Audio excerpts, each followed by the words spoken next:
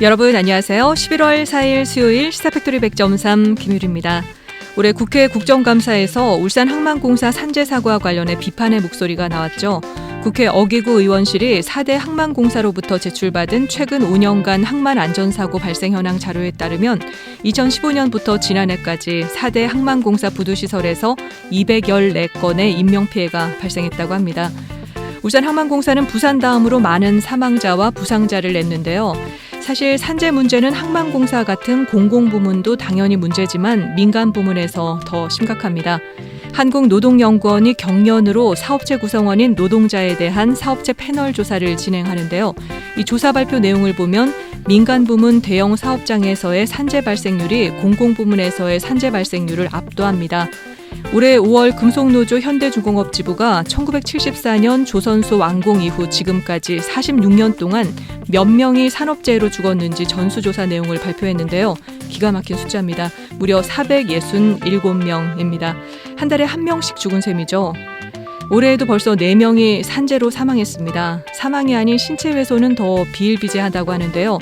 이와 관련해 울산광역시의회 산업건설위원회 안도영 의원이 산업재해 예방과 노동안전 보건 지원 조례안을 발의했습니다.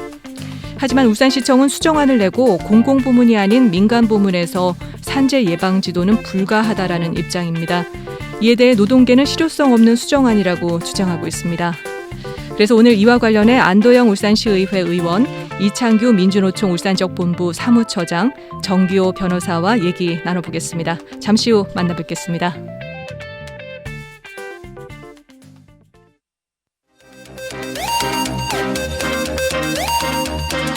Power. Interview. 네, 파워 인터뷰 산재 예방 조례 수정안에 대해 얘기 나눠보겠습니다. 울산시의회 산업건설위원회 안도영 의원, 민주노총 울산지역 본부 이창규 사무처장, 정기호 변호사 세 분 스튜디오로 모셨습니다. 어서 오세요. 반갑습니다. 네, 반갑습니다. 네, 반갑습니다. 본인 소개 좀 간략하게 부탁드릴게요. 네, 반갑습니다. 안도영입니다. 저는 울산광역시의회 산업건설위원회 소속이고요. 의원들로 구성된 노동정책연구회의 회장직을 맡고 있습니다. 그리고 노동환경 개선을 위해 이번에 산업재해 예방 및 노동안전보건조례를 발의하게 되었습니다. 네, 반갑습니다. 이창규입니다. 네, 민주노총 울산본부에서 노동자의 산업재해 예방 및 산업재해 처리 업무를 총괄하는 노동안전보건위원장을 맡고 있습니다. 반갑습니다.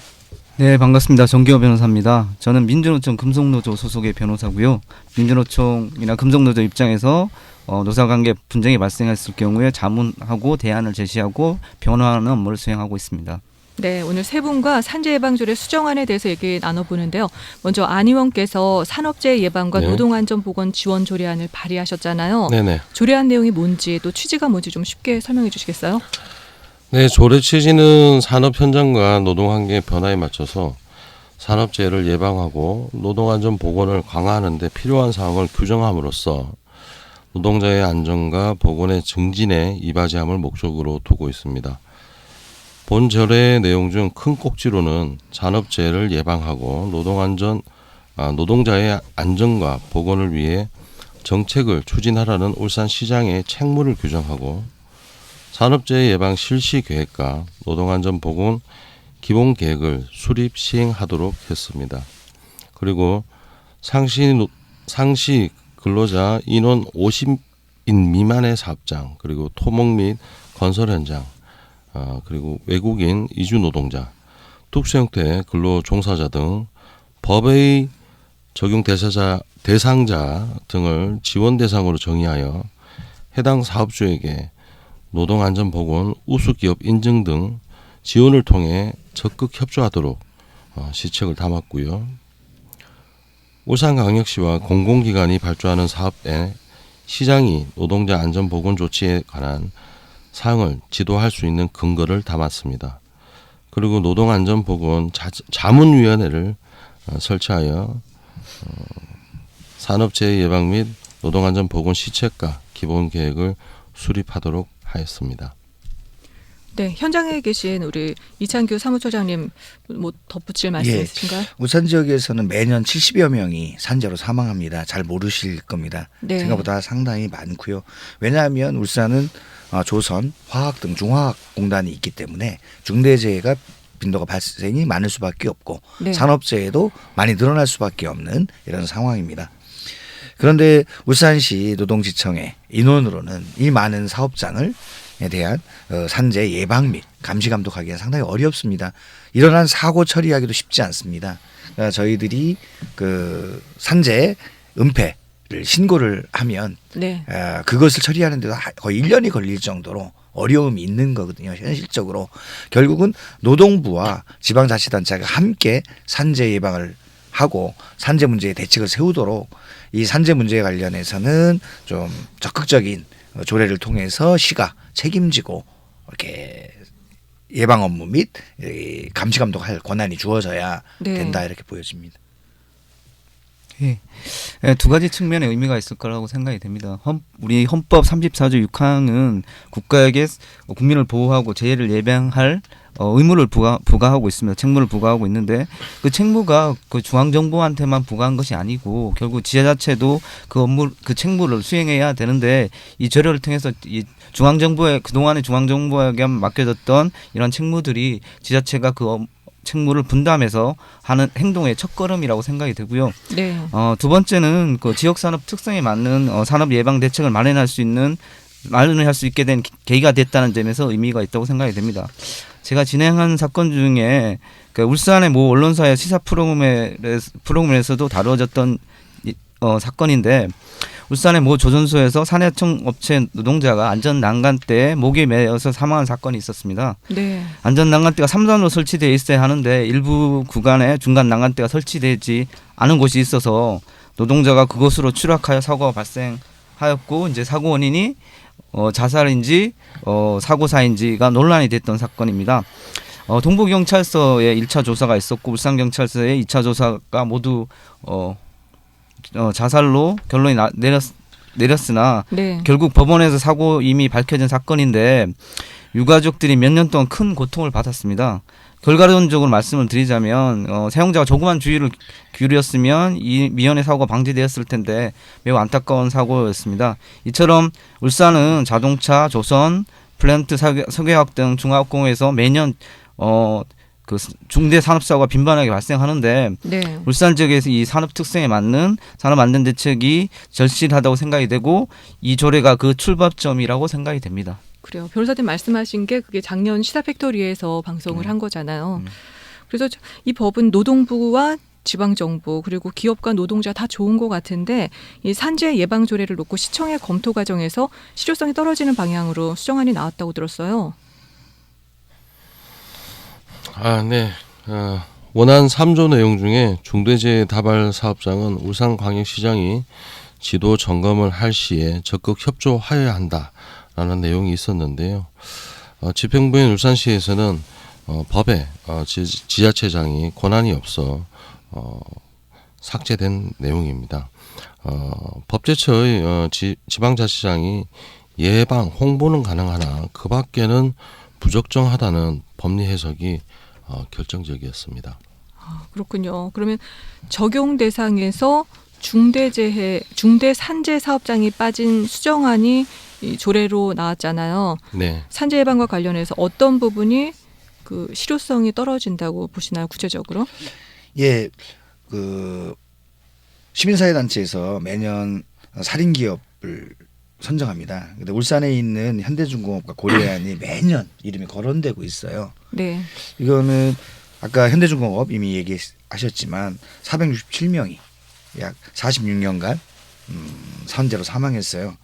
근데 고려아이는 또 어떠냐면 설비 노후화로 사고가 진짜 자주 나거든요. 네. 네, 이런 걸 보더라도 그렇고 통계를 보더라도 사실 공공부문보다 민간업체가 2배 이상 사고율이 높아요. 네. 그런데 이런 사고율, 특히 중화공단이 밀집되어 있는 울산에서 민간업체를 제외하고 조례가 만들어지고 지방자치단체가 이것을 감시 감독하지 못한다면 사실은 못 어렵죠. 아까 이미 말씀드렸지만 울산시의 노동지청의 인력으로는 네. 이것을 관리 감독할 수도 없어요. 그러니까 현대중공업만 하더라도 원하청 노동자 이상 5만 명 정도가 들어가서 일을 하는 그 넓은 지역에 사실은 한 명이 전담하지도 못하는 인력이거든요. 네. 결국은 지방자치단체와 노동부가 협력하지 않으면 실제적인 대책을 수립하기 어렵다고 저희들은 보여집니다. 그래서 더 적극적으로 지방자치단체가 개입하고 책임지고 감시 감독할 수 있는 이런 조례 또 법령도 만들어져야 된다고 봅니다. 그렇군요. 그러면은 원안 그대로 가면은 어떤 문제가 발생할까요? 문제가 될 수 있는 사항이 뭘까요?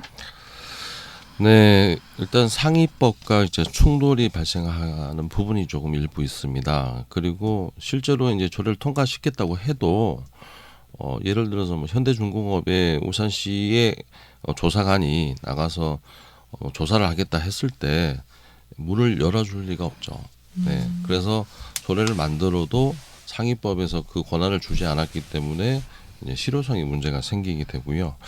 마침 이번 조례를 준비하면서 올해 6월 18일 정부에서 건설 현장 화재 안전 대책 발표가 있었는데요. 거기에는 고용노동부, 국토부, 소방청, 법무부, 국무조정실이 합동하여 발표한 자료입니다.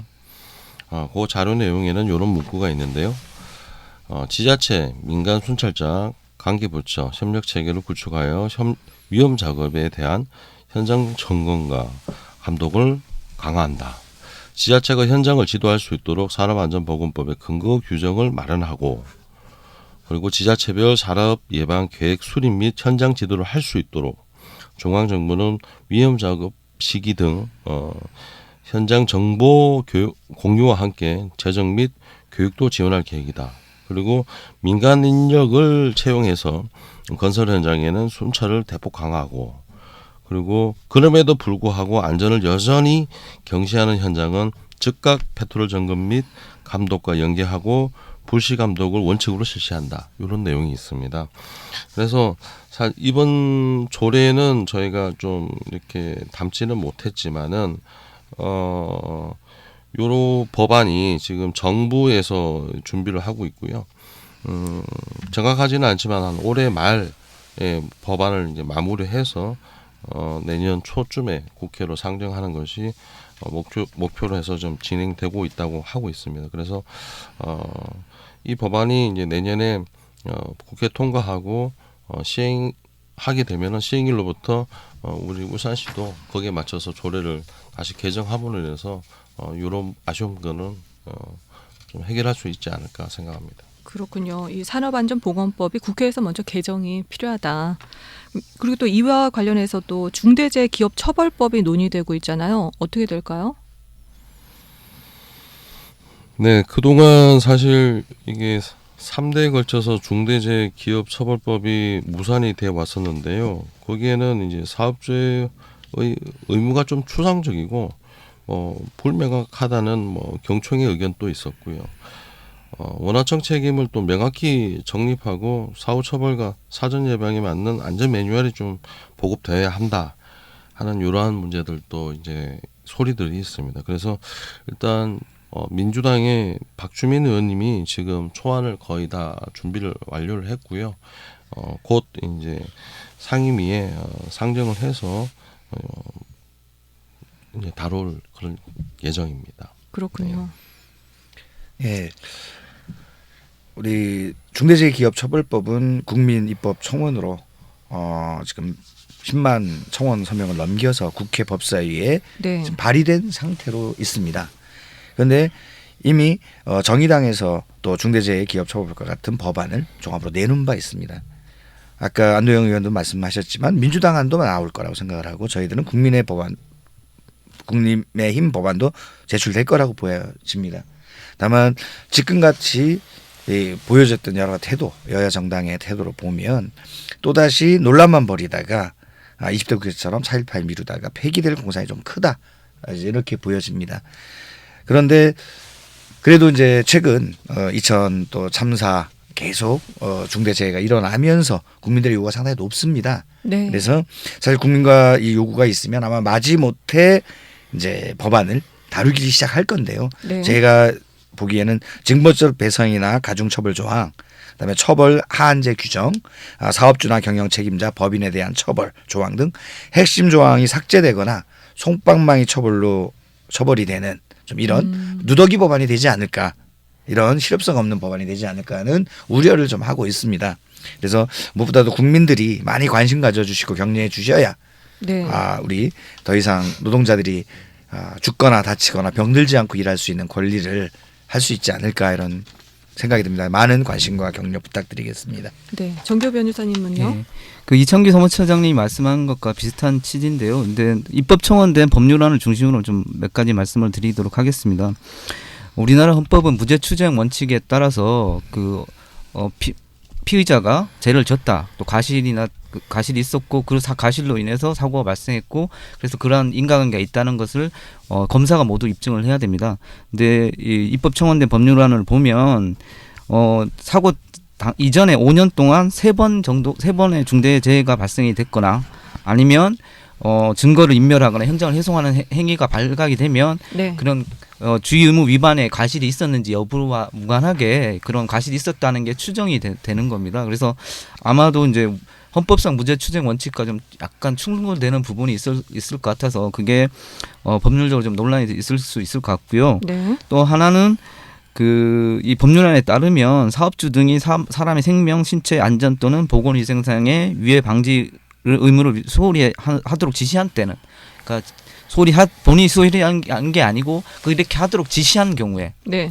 지시한 경우에는 7년 이상의 유기징역에 처하도록 되어 있습니다. 그래서 아마 사업주라든가 대표이사라든가 이런 사람들이 뭐 안전관리 담당자한테 그런 지시를 내렸을 경우에는 7년 이상의 유기징역에 처하도록 되어 있는데, 살인죄도 이제 5년 이상의 유기징역, 또 부모를 살인했을 경우에 처벌되는 존속살인죄도 7년 이상의 유기징역이 처하도록 되어 있는데, 유기징역만 놓고 보면 아주 중대한 살인죄보다 더 강력한 처벌 규정입니다. 네. 그래서 아마도 뭐 경영계라든가 자본가들이 너무 처벌이 가하다라고 해서 이것을 굉장히 반대를 많이 할 것이고, 아마 입법 과정에서 좀 이런 부분들이 이창규 사무처장님이 말씀하신 것처럼 좀 순화되는 방식으로 좀 가지 않을까 좀 우려되는 지점이 있습니다.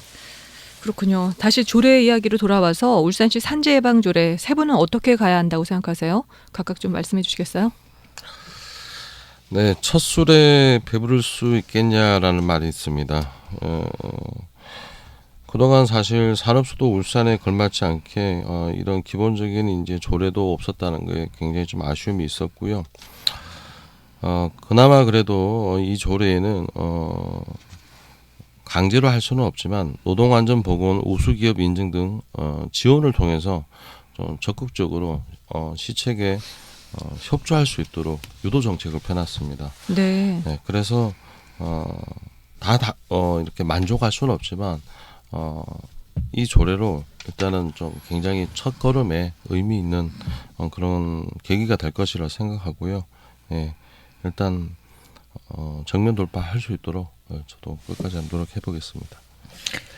예, 울산시 집행부 쪽에서 제출한 수정안에 사실은 저희들이 민간업체 적용 대상을 그냥 놓지는 않았어요. 네. 중대재해 사업장이나 다발 사업장이라고 놓는 이유는 일반적으로 법령 문제에서를 고려를 했어요.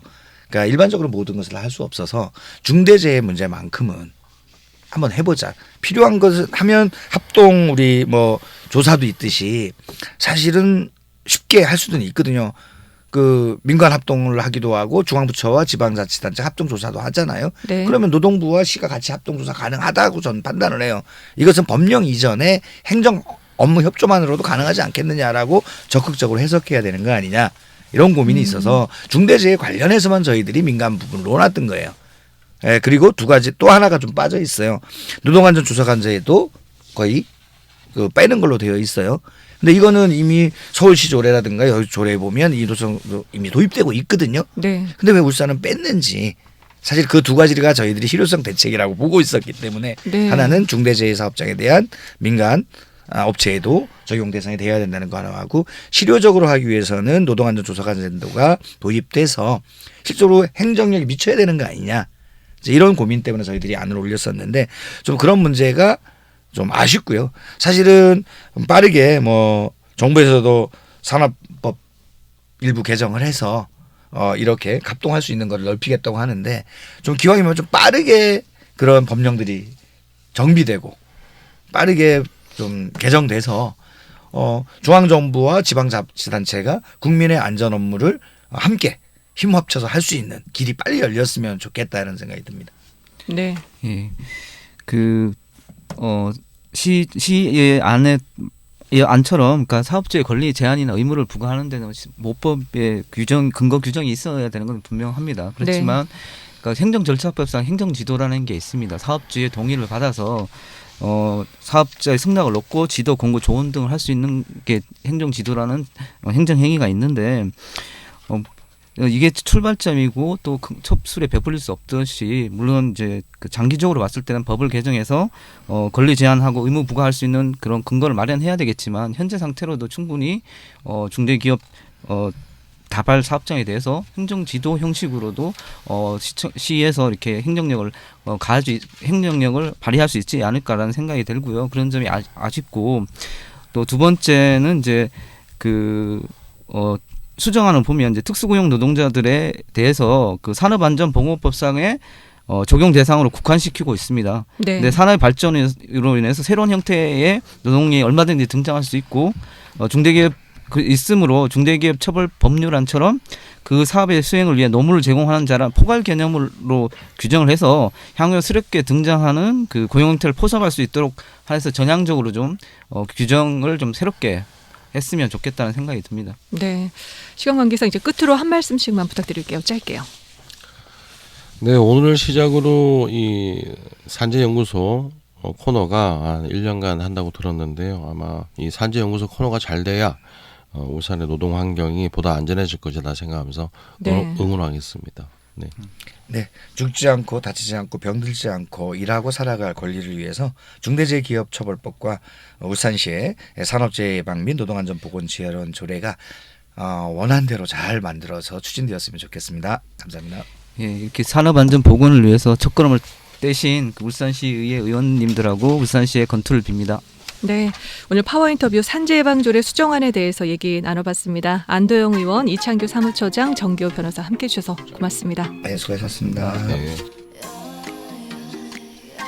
네, 청취자 여러분, 산업재해 예방 및 노동안전보건지원조례 수정안에 대해 오늘 인터뷰 어떻게 들으셨나요?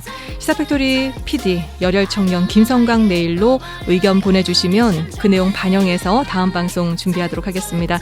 나라라 성광 플라이 sg 숫자 2 @cbs.co.kr로 보내주시면 됩니다. 지금 들으시는 곡은 화사의 멍청이고요. 이 곡 들으면서 오늘 방송 마무리하겠습니다. 지금까지 진행의 김유리, 기술의 강승복, 연출의 김성광이었습니다. 고맙습니다.